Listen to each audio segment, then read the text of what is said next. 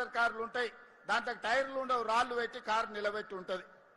మీ ambassador car కూడా farm house గా పరిస్థితి వస్తుంది.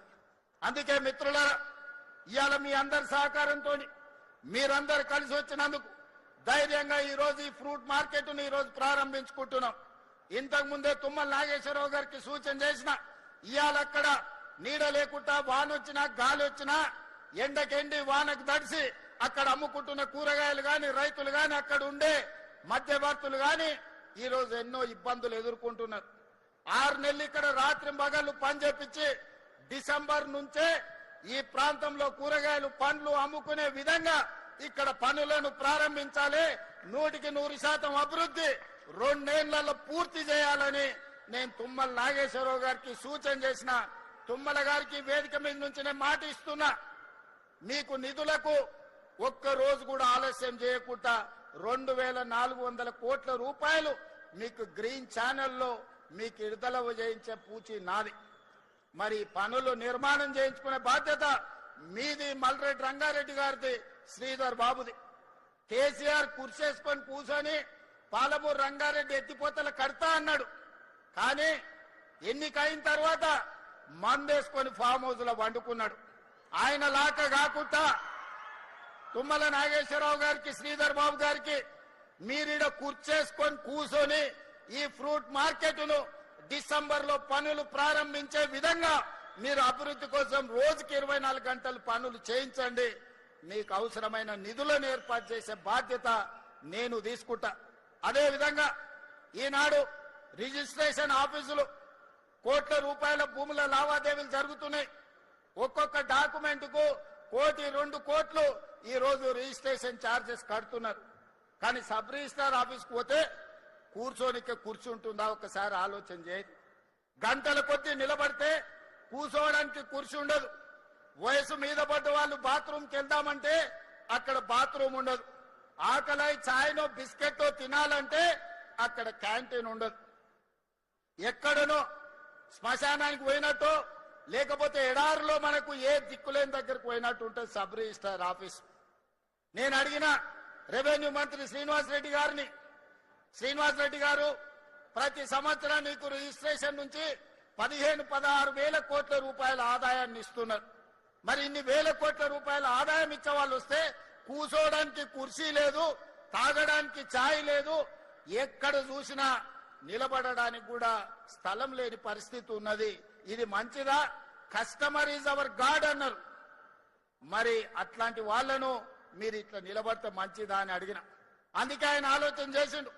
ఔటర్ రింగ్ రోడ్డు లోపల 39 సబ్ రిజిస్ట్రార్ కార్యాలయాలు ఉంటే వాటిని 12 క్లస్టర్స్ గా బ్రహ్మాండంగా ఏసీ గదులతోని ఎక్కడికి వెళ్ళినా 5 స్టార్ హోటల్కి వెళ్తే ఎలాంటి వసతులు ఉంటాయో ఈ రోజు రిజిస్ట్రేషన్ చేసుకోవడానికి వచ్చే వాళ్లకు అలాంటి వసతులతోని ఇవాళ ఇంటిగ్రేటెడ్ సబ్ రిజిస్ట్రార్ ఆఫీసులను డిజైన్ చేసి ఈ రోజు ఆ కార్యక్రమాన్ని కూడా ప్రారంభించుకున్నాం. అందుకే మిత్రులారా, అంతర్జాతీయ నగరం అని మనకు మనం గొప్పలు చెప్పుకుంటే సరిపోదు. అంతర్జాతీయ ప్రమాణాలతోనే అభివృద్ధి చేసుకున్నప్పుడే అంతర్జాతీయ నగరంగా మనకు గుర్తింపు వస్తుంది. అందుకే వాళ్ళు అడ్డం పడ్డా, కాళ్ళలో కట్టె పెట్టినా, శాపనార్థాలు పెట్టినా, ఏడ్చినా, పెడబొబ్బలు పెట్టినా, చివరికి మూసిలో పడి పందులాక దొర్లినా వాళ్ళ ఏడుపు వినేది లేదు.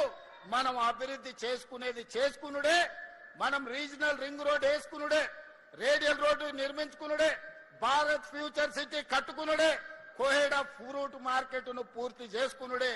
ప్రతి అవసరాన్ని దృష్టిలో పెట్టుకొని ఈ రోజు ఈ రాష్ట్రం యొక్క అవసరాలను తీర్చుకుంటూ ముందుకు వెళ్లాల్సిన బాధ్యత మన మీద ఉన్నది. అందుకే ఇవాళ మిత్రులారా, మనం మంచి కార్యక్రమాలు చేసుకుంటున్నాం. మనల్ని చూసి ఏడ్చేటోళ్ళు ఎప్పుడు ఉంటారు. కడుపులో మంట ఉన్నోళ్ళు, అసూయ ఉన్నోళ్ళు వాళ్లకు అజీర్తి అవుతూనే ఉంటది. వాళ్ళని ఎవరిని పట్టించుకోవాల్సిన అవసరం లేదు. అందుకే ఈనాడు మంచి మంచి కార్యక్రమాలతో ముందుకు వచ్చినాం. వ్యవసాయాన్ని ఒకనాడు దండుగంటే వ్యవసాయాన్ని పండుగ చేసినాం. ఒకనాడు ఒరేసుకుంటే ఉరేసుకున్నట్టే అంటే ఈ రోజు ఒరేసుకున్న వాళ్లకు కనీసం మద్దతు ధరనే కాదు 500 రూపాయల బోనస్ ఇచ్చి దేశంలోనే అత్యధికంగా ఈ రబీ సీజన్ లో 1,41,000 మెట్రిక్ టన్నుల వరి ఉత్పత్తి చేసి దేశానికి ఆదర్శంగా నిలబడ్డాం. భారత భారతదేశంలో ఉత్పత్తిలో 60% ఒక్క తెలంగాణ రాష్ట్రం నుంచే ఉత్పత్తి చేసి మన రైతుల యొక్క సత్తా చూపినాం. ఆ ఎల్లా ఏ ఊర్లో ఏ రైతు ఒడ్లు పండించినా ఇది కాళేశ్వరం నీలే అని కూలేశ్వరరావు చెప్పేటోడు. మరి ఇలా కాళేశ్వరం కూలేశ్వరం అయిపోయి 3 ఏళ్ళు అయింది. సుక్క నీళ్లు కాళేశ్వరం నుంచి రాలే, సుక్క నీళ్లు గోదావరిలో లిఫ్ట్ చేయలే. మరి ఈరోజు దేశంలోనే అత్యధికంగా మనం వరి పండిస్తున్నాం కదా, ఇన్నాళ్ళు వాళ్ళు చెప్పింది అబద్ధమా కాదా ఒక్కసారి ఆలోచన చేయండి. 3 ఏళ్లలో 1,00,000 కోట్లు పెట్టి వాళ్ళే కట్టిండ్రు, వాళ్ళ కళ్ళ ముందరనే కూలిపోయింది. 1,00,000 కోట్ల రూపాయలు గోదావరిలో కొట్టుకుపోయినాయి. 1,00,000 కోట్ల ప్రజల సొమ్మును గోదావరిలో కలిపినోని అదే గోదావరిలో వాళ్ళకి తగ్గినం పెట్టాల్సిన అవసరం ఉందా లేదా ఒక్కసారి ఆలోచన చేయండి. నిన్న మన ఆయన తాటి చెట్టు లెక్క పెరిగిండు. ఎందుకంటే మనకు ఈ ప్రాంతంలో నల్గొండల భువనగిరిలా లేకపోతే ఇబ్రాహీంపట్నంలో తాటి చెట్లు ఎక్కువ ఉంటాయి. తాటి చెట్టు ఇట్లా పెరుగుతుంది.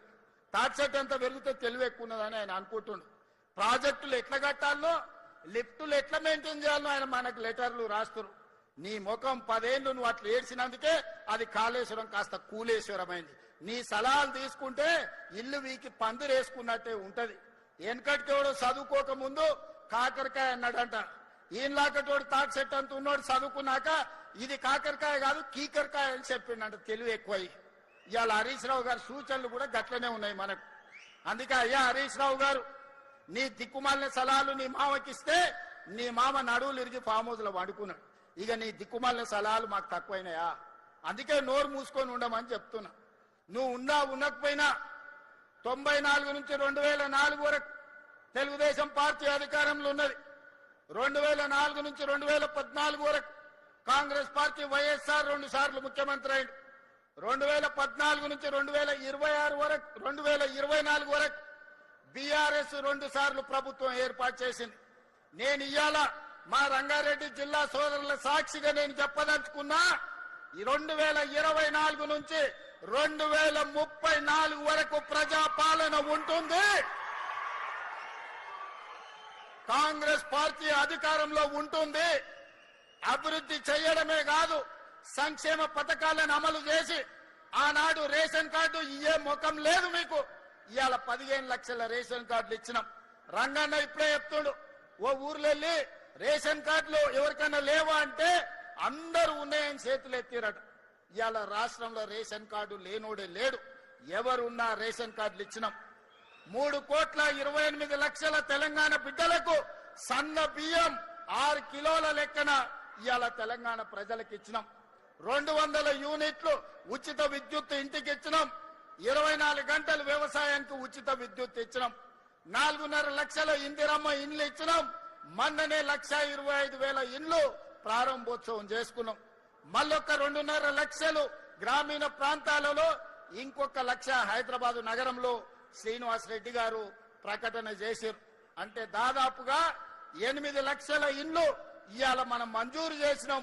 పేదోళ్లను ఆత్మ గౌరవం పెంచడానికి ఇవాళ ఇందిరమ్మ ఇండ్లను మనము నిర్మించి పేదలకు ఇస్తున్నాం. రైతు రుణమాఫీ 20,616 కోట్ల రూపాయలు 25 లక్షల మంది రైతులకు చేసినాం. ఇప్పటి వరకు రైతు భరోసా కింద 27,000 కోట్ల రూపాయలు రైతుల ఖాతాలో వేయడం జరిగింది. ఆడబిడ్డలకు ఈ రోజు 0 వడ్డీతో 60,000 కోట్ల రూపాయల బ్యాంకు లింకేజ్ ఇచ్చినాం. ఆడబిడ్డలకు 1000 ఆర్టీసీ బస్సుల యజమానులను చేసినాం. ఆడబిడ్డలకు మహాలక్ష్మి పథకం కింద 10,000 కోట్ల రూపాయలు ఉచిత బస్సు ప్రయాణానికి ఈ రోజు ప్రభుత్వం నిధులు చెల్లించింది. ఈ రకంగా చెప్పుకుంటూ వెళ్తే నిరుద్యోగ యువకులకు 67,716 ప్రభుత్వ ఉద్యోగాలు ఇచ్చినాం. రాబోయే రోజుల్లో మిగతా ఉద్యోగ ఖాళీలను కూడా భర్తీ చేస్తున్నాం. ఇవాళ ఆనాడు మీరు విధ్వంసం చేస్తే ఈనాడు కష్టపడి వికాసం వైపు ఈరోజు ప్రభుత్వాన్ని నడిపిస్తున్నాం.